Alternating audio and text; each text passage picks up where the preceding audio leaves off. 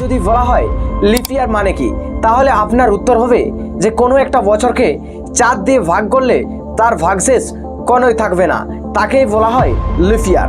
কিন্তু জানেন কি, এই লিপ ইয়ারের মধ্যে লুকিয়ে রয়েছে এমন কিছু ফ্যাক্টস যা আপনার হোশ উড়িয়ে দেবে। চলুন না জানলে জেনে নিন। ফ্যাক্ট নাম্বার 1, এই লিপ ইয়ার নামটি দিয়েছেন পোপ গ্রেগরি ত্রয়োদশ।